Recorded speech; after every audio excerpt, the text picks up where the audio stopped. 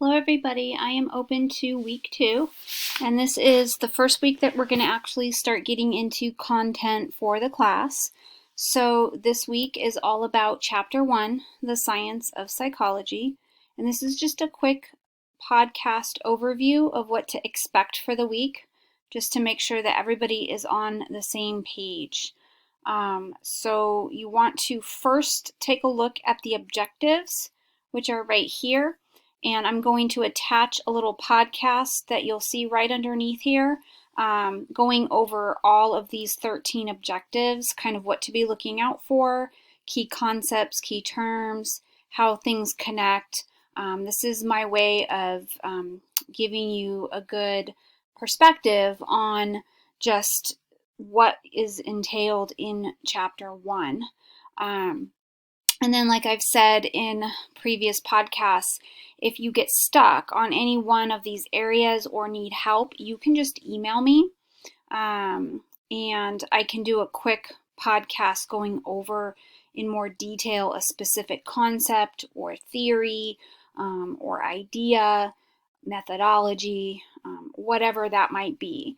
I like doing little lecture burst podcasts because they're a little bit more effective than doing a full-length lecture that's recorded. People don't always pay attention to that, or they check out. So as you're going through these objectives in the podcast, just make note of kind of what maybe you're not understanding.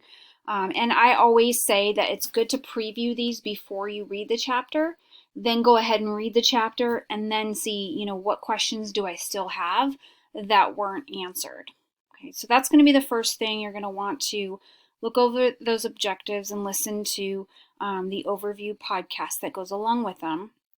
Then you're going to want to read Chapter 1 in your Cicerellian White book, and I've put a PDF of the chapter here. Just in case you've had a little delay on your books. Now you will need to have those books by next week. Okay, so that buys you a little bit of time to get the book. And then you're going to be reading the other book, the Hawk 40 Studies in Psychology. You're going to be reading the preface of Hawk, which talks about ethics in psychology. And it goes along nicely with Chapter 1, which also elaborates more on ethics in psychology. So those are the two readings, okay? So the Hawk Preface and Cicerellian White Chapter 1. Here are your lecture slides that go along with the reading, so you could print those out if you like and keep them next to you when you're reading, whatever works best for you, okay? It might be helpful to watch the videos before you start reading. So what I would do is look over the objectives, kind of get a sense of what you're going to be looking at. Take a look at the lecture slides, print them out, maybe have them on hand. There's notes sections to write next to them. And then go ahead and watch the videos that I've posted. This is Crash Course to Psych. It just goes over like some key concepts that we're going to be talking about. It gives you a good overview. It's a good recap video on the field of psychology. And then this one here goes into more detail about research methodology in psychology, which is what Chapter 1 is all about.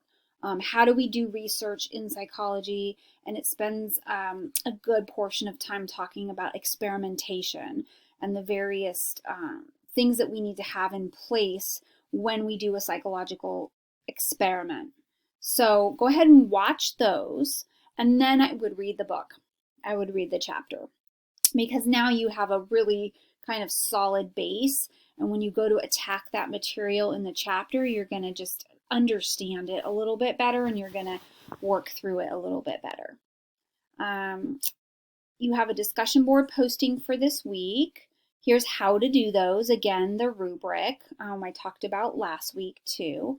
In terms of what you're going to be talking about in your discussion this week, it has to do with ethics. So what led to the creation of ethical guidelines for research? Like, why do we have them? Why do they exist? Why do we need them? And how do they protect both animal subjects and human participants? Because in psychology, as you're going to see, we do research with both animals and humans. for various means and ends. And when we do this, we have to do this in an ethical way. Okay. So what does that mean? What are the guidelines? And the guidelines are set out by APA, the American Psychological Association, dictates how to do ethical research in psychology. So I want you to be specific here. I want you to tell me what those guidelines are. I want you to even tell me why they were created. How did we know we needed ethics? Did something go wrong, hint, hint, along the way in some studies? And if so, what would that have been? What might that have looked like? So take a look at, your textbook, and the Hawke book's going to be helpful there. The preface of Hawke talks about ethics, and then go ahead and attack this question. And then remember, you're also responding to 3 other people, and you don't want to be doing that all in one sitting. So you want to answer this. I give you till Friday to answer this original post. And then you have till Sunday to go back and see what everyone wrote, what did they comment on, and you want to talk to 3 people, okay? And you want to maybe elaborate on things that they said, things that they didn't say, what examples could you give that they didn't give to add to it. Remember, the goal in commenting on other people's posts is to extend the dialogue, okay, and to kind of show off what you know. And what way can you insert in there things that you've learned to show me that you have a good understanding of the material. I've put cite as you write instructions. And again, this is just a little 1-page document that helps you cite in APA format. So anytime you're writing in your discussion and you want to take an idea from the book or one of the readings, how would you cite that? What would that look like? You can just check right here. It's pretty easy. Author's last name and date. If you're using a direct quote, which you shouldn't really do, but if you must, do it sparingly, and you have to put quotation marks and cite the page number along with the author's last name and date of publication. But it's all there in the instructions, so go ahead and take a look at that. There's some examples there as well.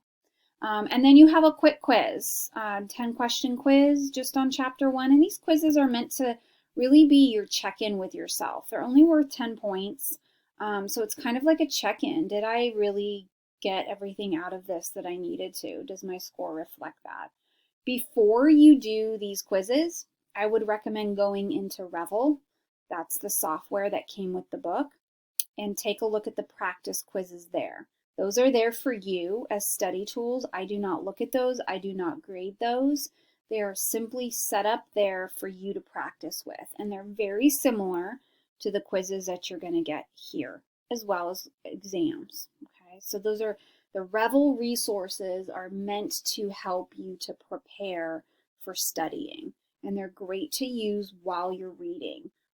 There are study guides, there's note cards, there's all kinds of stuff in there if you go in and take a look and fish around a little bit. So make sure that you're using that.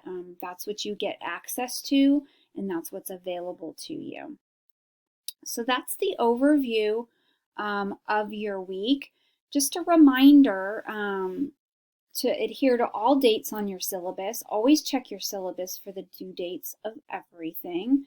And if you haven't already completed that mandatory psych department assessment, you need to do that by the 18th at the very latest. I say do it now and get it out of the way so it's not lingering, because you don't want to take a 10-point deduction on your grade for not getting that in on time.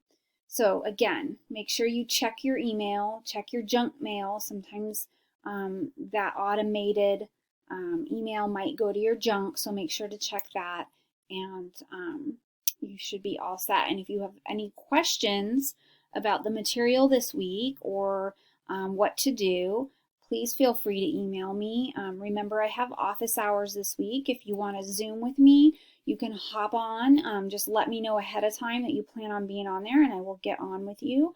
Or if you just want to email back and forth, that's fine too. Whatever works best for your time frame works for me, okay? So have a great week, everybody.